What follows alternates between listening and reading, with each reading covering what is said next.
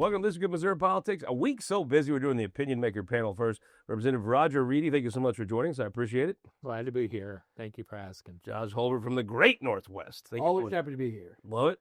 Aaron Crossley, Mr. Independence. Appreciate the time. Always a pleasure. And Steve Butz from South City. First of all, congratulations on announcing the state Senate run. Thanks, Scott. I appreciate it. Tell me why you're running. You know, since Senate 4, well, first off, Carla May, of course, is termed out at the same time I am. That's a big part. I like the process here. I know that sounds crazy when people ask me that. But the Senate 4 district, after redistricting, it went into St. Louis County substantially. Parts that I have long worked in. I've always lived in the city. And I think I just have that unique perspective of saying I've always lived in the city. I've almost always worked in the county. And those inner core suburbs have all the same issues that the city of St. Louis does. It feels like St. Louis is at a tipping point. It's a time for serious people, and it's very heartening. As a hick, white trash, you'll live in the Boot Hill to see serious people stepping up and running for these spots. You know, I appreciate it. It is a really difficult time right now in the city of St. Louis. I mean, between this mayoral election, we got to get that behind us. That tells me, though, it could be that you've seen the worst, and now it's time to start building. That's what I'm hoping. We've hit the bottom, and we're getting the plane going in the right direction. Let's talk about, I think, the biggest issue. Now, this is, again, I always qualify the fact that I am not a St. Louisan. I love a lot of things about the city, especially this time of year, but crime touches every part of it. And we Hicks don't like to admit it, but if you guys had your economy go up 1/10 of 1%, that's more than 4 or 5 counties in the Boot Hill going up 50%. I think, though, you can't grow St. Louis to get a handle on crime. Yeah, no, so first off, you know, I'm a huge supporter of both St. Louis City, St. Louis County.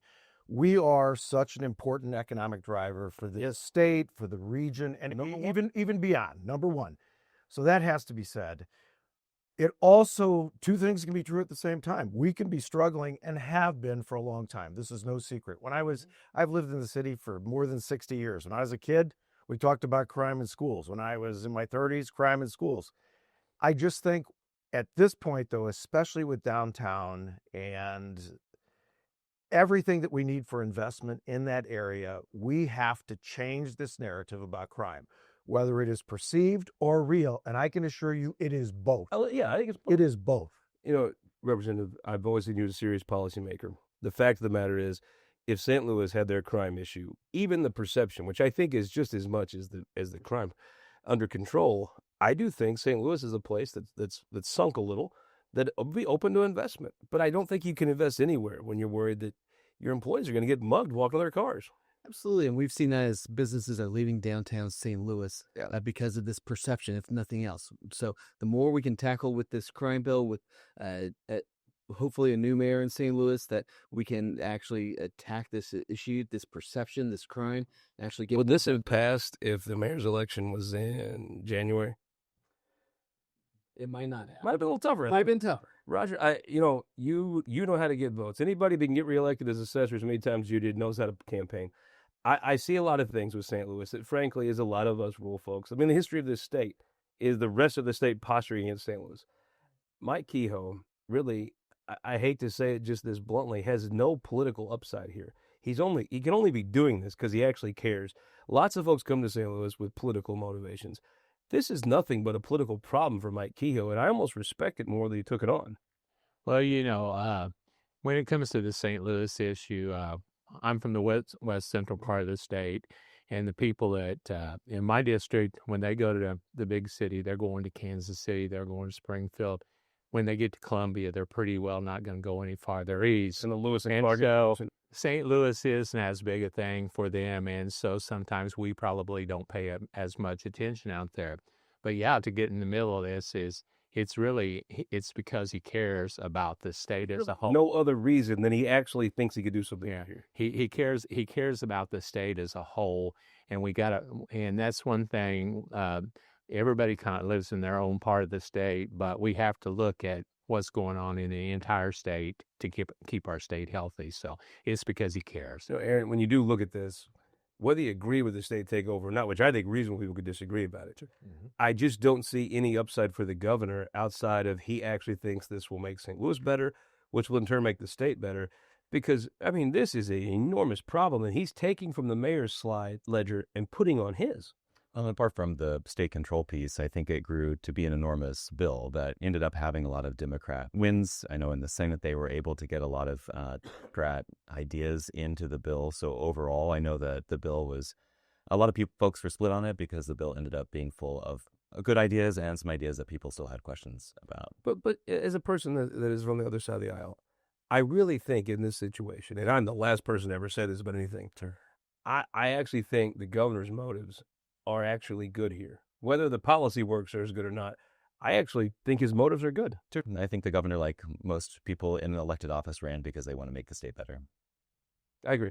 But I think in this case, actually, the policies reflect. Let me ask you one. I think it comes down to this. I think crime is as much a perception as it is a problem. Now, the crime victims, I've had my car broken into in St. Louis, so I get it.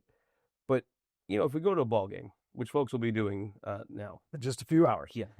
So, but you go to a night game. Yep. And then you go to patios and have a beer or two, let the traffic die down. Then you're like, oh, I'm just going to stay downtown. I'm going to walk to the Magnolia, which is up on Washington Avenue. What, 6-8 blocks from Correct. patios? Right now, I just, as a hick from the sticks, would not, if Casey wanted to walk those blocks, I'd be like, no, honey, just get an Uber. I'm not sure I'd walk them with her. I'm not sure I'd walk those 6 blocks with you until you can get a person that is not deep into politics, but their perception change to where they would walk those 6 blocks of the Magnolia. I don't know that you've solved the problem. Do you think that's a 3-year plan to get there? 5 years? 3 to 5 for sure, but we have to take a first step. This is a step. Year one. Right? Actually, we took a first step when Kim Gardner was resigned. Yep. We took another big step when Chief Tracy was hired, a great hire for the mayor. But this whole gaslighting, that just walking around downtown St. Louis, really at any time, but especially at night, as a guy that has always lived there, I'm in downtown at least twice a week. St. Louis Cityans would not do what you were just saying. Absolutely, we would not. That we would drive to those places. In the past, you would walk. Better days ahead? Better days are ahead. I believe it. I think you might be right. Rodger, Reedy, they were starting to call it the St. Louis Senate. The House was passing out a mixture of things for the St. Louis and for the rest of the state. The Senate was pretty well obsessed with St. Louis. But this week came out and actually passed the biggest priority in rural Missouri. There is going to be a new health plan offered for folks that are in the Farm Bureau, which is most folks in rural Missouri. They can actually get access to health care they couldn't before. Yeah, that's a great deal. I've supported that all the way through. You got to realize that the people that will benefit from that, when we were sitting over there in a Capitol building, it was 70, 75 degrees. We were comfortable. They were out there in sub-zero weather taking care of their livestock. And when they're taking care of that livestock, what they're doing, they're feeding this state. We're providing great food and plenty of it for the state. And why should we begrudge those people the ability to have some coverage? So if their family member gets sick, they don't lose the whole investment they have in that farm and all that they've ever worked for. I know the insurance industry has pushed back on this. They don't like it. And I've told them, I said, you sure like that good food. And so why are you picking on the rural folks? Well, folks talk about closing hospitals. It's not always the lack of customers. If you don't have insurance, having a hospital right across the street from your house doesn't matter. They're not going to keep you very long if you don't have a way of they can't afford paying. Because usually when you go in, the first thing they do is come in and say, what insurance do you have? And if somebody just don't have any coverage at all, and a lot of people hold you aspirin in your car. Yeah, get out of here. They made too much money to qualify for Medicaid or those kind of benefits, but they couldn't afford the insurance premiums to go out and buy a policy. So I think this is a great thing. It's worked well in Tennessee. We know that from listening to the testimony on it. And the pushback, is I don't understand it when if we look at the whole thing and how it affects the whole state, because bottom line is those people work hard every day and they provide the good food that we eat. And you can tell I kind of like to eat the good food. You got that in common. So that's where I stand on that. So I'm really thrilled about that. Representative Hurlbert, your greater in the Great Northwest going to benefit from this as much as anybody.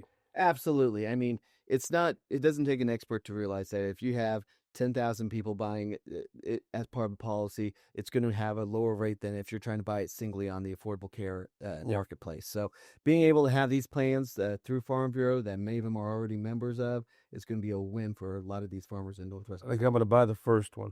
But with a minute left, Representative, who won the week? I'm going to say the residents of the 28th Senatorial District. For a lot of years, we've had probably, I think, the best senator that has walked the halls over there in Sandy Crawford. She's going to term out here next year. And one of our great colleagues from the House has stepped up and announced his intention to run. The gentleman from Pettis, from the man from the State Fair City, Brad Pollitt, and he's going to make a great candidate for Senate, and I'm all in. And so I say that the citizens of the 28th Senatorial. Be our guest coming up next after the break. Who won the week? Kansas City Royals fans won the week. We have 7 of them. We have a MVP candidate player, and we have a team that actually brings playoff baseball to the great state of Missouri. I'll be the only one. You know who won. You know who won the week. We're going to see who wins today, and we're going to see where we're at when it comes playoff time. October baseball is not going to be in KC. It'll be in St. Louis. I'm not as optimistic about that as you are, but the one thing I am optimistic about is here, and here comes the king at Bush State. Absolutely. Who won the week? Speaking of MVPs, I'm going to shout out to Betsy Fogle, our ranking member on budget. We finished budget markup this week, and this year it's been much more collaborative than in years past. Democrats got some good wins this week, so I'm giving one of the most successful ranking members on budget in a very long time. Absolutely. I'm going to break through. I'll do two. One, my friend Warren Wood. He's retiring from Ameren UE coming up shortly. One of the absolute true states and one of the good people to deal with in Missouri politics. The state and Ameren and everyone else is better off because Warren was in the position he was in. And I got to say a shout out to a person who watched the show, somebody I looked up to a great deal. Brian McKenna passed away last weekend. He was truly a bright light in this world, and he will be very much missed. I wish we could all have a little bit more Brian McKenna in us because your vibe does truly attract your tribe. Now, coming up next, we'll have Representative Brad Pollitt announcing that Senate run after this. For more than a century, the St. Louis Carpenters Union has shaped our communities. Through trusted alliances, we deliver skilled professional craftspeople while our business partners provide the kind of quality jobs that keep our economy humming. It's a blueprint that has worked since 1882. Turning Missouri into a right-to-work state stalls progress, wipes out jobs, and kills momentum. Right to work is wrong for everyone. Let's keep Missouri moving forward. Visit carpdc.org to learn more. You know, Missouri farmers have been doing what's best for their land for generations. After all, no one knows what it takes to feed and fuel a growing global population better than they do. So why are trial lawyers threatening Missouri farmers' best defense against weeds? Our farmers don't need to be controlled. They need to be supported. Keep glyphosate in our state. Show your support at TakeControlMissouri.com. Paid for by Modern Ag Alliance in support of Missouri farmers.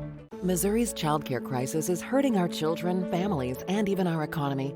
Currently, 78 Missouri counties are designated as childcare deserts, where the number of kids needing childcare exceeds the number of available options. Today, some Missouri families are spending more on childcare than housing, and Missouri's childcare shortage costs our economy $1.35 billion every year. Missouri families and businesses deserve better. Learn more at mochampionofchildren.com. Some politicians claim cockfighting is a proud tradition, but is it really something to be proud of? Cockfighting isn't just cruel to animals, it's cruel to humans. It's linked to organized criminal activity, illegal gambling, even drug trafficking. Leading law enforcement and Christian groups have spoken out and are urging a stop to the violence. But some politicians want to give cockfighters a pass. Keep cockfighting out of our state.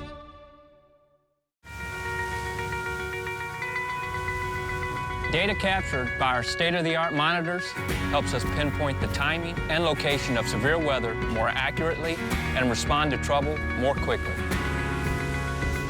Ameren Missouri's investment in smart technologies like this is one way we're improving reliability and restoring power faster than ever. Responding to trouble before trouble hits. That's energy at work. Cameron, Missouri. Welcome back to This Week in Missouri Politics from our studios here in the state capital of Jefferson City. Spring break week, but first I want to take a moment to thank Senator Eric Schmidt and his staff, Chris Dooley, all the folks there in Washington. They did a great job facilitating us, being able to have the show out from Washington last week with Garrett Hawkins. We appreciate them and all they did. Now let's jump into the news here in Jefferson City. Representative Brad Pollitt from Sedalia, thank you for joining us. Thanks for having me. I appreciate it. Had a bit of an announcement here, running for state senate, right? Yeah, we announced this past couple days that we are going to run for the state senate in the 28th senatorial district. Sandy Crawford terms out, and we're going to put her name in the hat. When I think of conservative people with judgment who can run a business, who aren't always on Facebook trying to get attention, who actually accomplish things, I don't think there's a better fit in this state to be a Missouri State Senator than yourself. Well, I appreciate that. Thank you. You know, common sense is something that I've had my whole career, at least I've worked on, and whether I was in education or whether I'm in Jefferson City. And you just have to read things. You have to not vote on them with emotion. You have to just break it down and say, okay, what's this bill say? What's this going to do for the people of the state? And look at it that way. You've been kind enough to be on my show many times. Our viewers are very familiar with you. But I've never asked you. Now that you're running for the state senate, folks like to know a little more. Tell folks about your family. Well, I came from a large family farm in Iowa. Went to Truman State. It used to be Northeast Missouri State. Now it's Truman State. And what a great school! And I did not know that. What a pedigree! We just mentioned Eric Schmidt, Lyda Cruson, Scott Sifton. A very, very esteemed group of people came out of Truman State. Well, I'd be at the bottom of that line probably. Stephanie Bell will be the bottom of the line, right? But you know, it was a great school, and I've got my education degree there. I've got my master's from William Woods, got my specialist degree from Central Missouri State, and my superintendent certification. And we moved to Sedalia. We won a state championship in girls basketball at North Shelby, and came to Sedalia 35 years ago and taught at the middle school, and then worked myself up through the system through superintendent, and was superintendent for 7 years, and retired to run for this office, if you can believe that. I know you, and I know you've been thinking about this since the new maps came out. It's been a while now. I know it's been on your mind. What kind of finalized your decision you were going to run? Well, you know, when I decided to run for the House, my wife and I talked about it, and she was a little apprehensive. She said, you know, smart lady. Let's pray about this. You know, can't you just retire and no one wants to talk to you when we go out and just kind of, you know, have ourselves, and we prayed about it. And when the time come to decide, she said, he hadn't changed your mind. Here you are. Here I am. And I want to thank my wife and my family for the support they've given me. You know, I love my children. I love my wife first and foremost of anything except for God. And you know, I really appreciate it. Well, there's two issues that everybody talks about in a Republican primary. It just is what it is. Guns and abortion. Where do you stand on guns? Well, I believe in the Second Amendment, and I believe hard on the Second Amendment. You know, the shooting at the parade in Kansas City. I think those gentlemen have been charged with 7 gun crimes. If we had 7 more laws, they'd be charged with 14 gun crimes. And nothing would have changed. And nothing would have changed on that. And so, you know, I believe in the right to carry a weapon, and I believe in... Something tells me you know your way around a rifle. I do. Probably one of the first Christmas presents I can remember when I was 6 and 7 years old, I got my first single-shot rifle. And at age 10, I got a 20 gauge. And, you know, my dad told me, whatever you point this at, it's going to kill it. And so you need to be careful with these things. And he taught me how to use that weapon. I always thought that the funny part was, you see the people in the suburbs, they get a machine gun and play like a JV G.I. Joe. That's not what protects the Second Amendment. It's a man who knows how to handle a rifle, who was taught by his father, who passes it down to his children how to respect that weapon. That's what actually protects the Second Amendment here in Jefferson City. Absolutely, and that's rural Missouri values, and that's family values on the respect of the weapon and how to use it correctly. So about abortion, big topic right now. Amendment 3 made Missouri, well, I mean, if you read the ballot language, it's one of the most pro-choice jurisdictions, not just in the country, but on the planet. Where do you stand on the issue of being pro-life? Well, I believe in life. And, you know, the 28th senatorial district, all 9 counties voted against Amendment 3. So I feel very confident to work on legislation that we can bring that back up to the voters and be a little more specific. And you know, I'm never going to say that voters don't know what they vote on. I'll never say that because that's disrespecting the voters. Just like representatives and senators, when we pass a bill, sometimes there's unintended consequences that we find out a year or 2 later. Well, I'll tell you this. I always find it funny. I'll have legislators come in here and they'll say, well, the voters didn't know what they voted on the ballot measures. But I'm like, are you sure they did on their state representative? Yeah. Right? Yeah, you've never heard me say that. Well, let me ask you this, though. I do feel like the law that was passed, that was in effect, was a little further pro-life than where the people of this state were. I also feel they were presented with a choice and they chose, and I'm with you. I say I respect their view. But end of the day, I do think the state's a little more pro-life than where the current law is. I believe 100% that's accurate, that we are. Now, you go too far, people are going to keep it where the law is. But I think if you came up with some reasonable, situation that I think folks would get behind it, I think they'd support it. Well, I think you just said use common sense, right? Yeah. And, sometimes we go way too far right and way too far left, and our people are somewhere in the middle there, and we got to work toward the right as far as we can go. But there's a common sense area in all this I legislation. just kind of feel like common sense Missourians are like watching a tennis match. Gold over here. Now it comes over here. Like, could you just put something out here in the middle? Let's talk about education. It's something you know very well, probably as well as anybody in the legislature. You've had a bill to allow open enrollment. That bill would take somebody, if there's extra seats in a good school, if a person wants to leave their school for whatever reason, they could go change schools and take up those extra chairs. It seemed like the kind of common sense rural education reform that probably would have, I think rural educators would have been much better off 3 or 4 years ago grabbing onto that then. Their situation wouldn't be as dire as it is now if they'd have taken your advice then. We have to give public schools a chair at the choice table. And this bill gives public schools a chair at that. I don't think that's where things are heading, do you? Well, I think that every state around us is going more and more toward vouchers or more and more toward ESAs. And, of course, we've got an ESA program. We voted on a virtual program a couple years ago.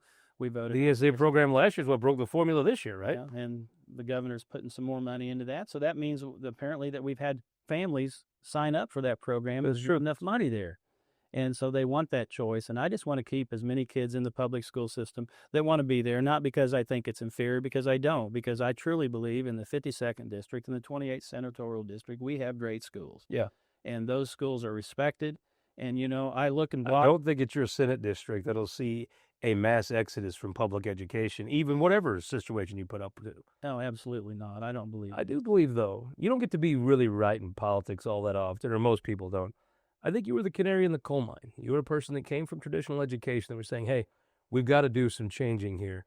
There was a little bit of a stonewall effort by some of your former colleagues. I think today they wish they'd listened to you. Well, I hope so. I'm sure not trying to hurt public education. I'm trying to help public education. And you're going to have to change. Yeah, there's $780 million of retired teachers' money that go back into our economy every year. And we have to have students in the public school system, not just for the retirement system, because I think they can get a good education. And we sometimes pass bills down here that schools that are doing a great job have to do more paperwork and be infringed upon when they're not the problem. And when I was a principal or assistant superintendent, I had teachers say, don't address the whole group when there's an issue, because we know who the problem is. Address them. And I think that in Jeff City, maybe we should address the problem and not address the whole. I had some Democrat friends of mine. They were talking about the Republican primary for governor, and they're like, oh, I think Keogh's the best of the bad lot. And I'm like, you should be careful. Jay Ashcroft, Bill Eigel are going to say a lot more things on Facebook that offend you. Mike Keogh is going to go in offices and actually do the work of winning, and I think he's on a roll so far. Yeah, and you've said that before, and I agree with you. Governor Keogh's a winner, and he's willing. And he's going to do school choice. And he's willing to put in the work. Yeah, and I appreciate that. And not on Facebook and not on Twitter and not whining. He's willing to go to that office and build that relationship. And when he needs that vote, which whenever they do a school choice vote, there's a whole trail of offices he's no stranger to. And I think whatever he sets his sight on, you never know how long these political honeymoons last, but whatever he sets his sights on, I firmly believe I'd put my money on him right now. I would too. I think he's a good bet. Let's talk about taxes. I hear folks want to get rid of property tax. They want to get rid of income taxes. Want to get rid of capital gains taxes. All wonderful, wonderful things. At some point, a conservative, it has to believe you had to fund some roads and schools, right? What is the best mix? Nixon always told me a little bit of all of it is the best way. What's your view? What is the best way to tax Missourians to pay for the services that they actually do want? And, that's one of the issues that we've brought up a little bit and probably need to bring up. The House has never seen a tax cut they won't vote for. Sure. And the Senate's kind of been a filter for those tax cuts. Kind of how it should work, right? Yeah, and that should work. That's why I want to be a part of that. I really do. And when you look at cutting personal property taxes, that's all been voted on by the local constituents down at the local level that all goes to their local entities that need that money. So how are you going to replace that? I know in Iowa and Nebraska that don't have personal property taxes, they have higher taxes in other areas to make up for that. And yes, I truly believe there are some spending cuts that could happen. And, we're looking at a $54 billion budget this year. And thank goodness we have a balanced budget amendment in our Constitution and not like the federal government. So we will cut. When the day comes, we will cut. My group's been blessed. We've been here 7 years, and we've been flush with money, and we haven't had to tell a whole lot of people no. But I think if you're elected to the state senate, you will not make it 8 years without one of those miserable. I always tell people, the flowers bloom prettier, the trees are brighter, the pizza at Era's Pizza tastes better when you have money in that state budget. Yeah. And when you don't, this is not that fun of a place to be. Exactly, and I think that I've been in the arena.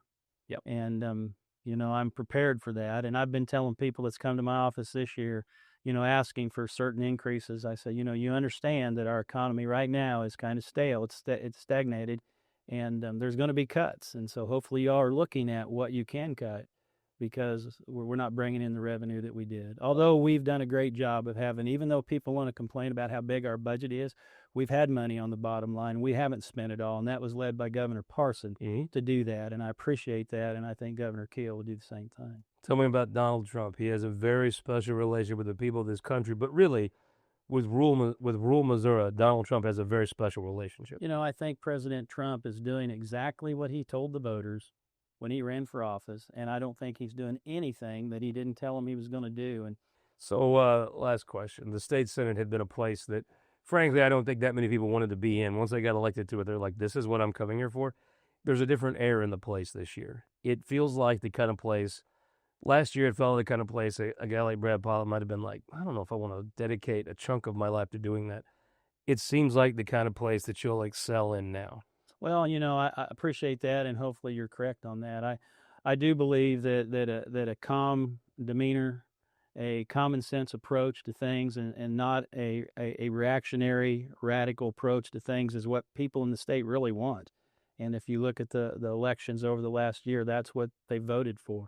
And they want people to look at an issue, to come to a common sense decision on that issue, and do it without hating people. Yeah. And do it without, we in Missouri way. Yeah, rural Missouri way, God, country, family. That's what we are in rural Missouri. And we believe in the supporting our law enforcement. Mm-hmm. I'm a true believer in the rule of law. And, I hold law enforcement in a higher esteem than a lot of other areas because they have such an important job to do, but they have to make immense decisions in seconds. And, we don't know what we would do in those times when they have to make those life and death decisions. And we really appreciate that. When the crime bill was the first bill to come out, and I helped craft that in my legislative review committee and was glad to be a part of that. So, I'm looking forward to the opportunity if I can win this. Representative Pollitt, running for state senate. Thank you for joining us. Thanks for having me. I appreciate it.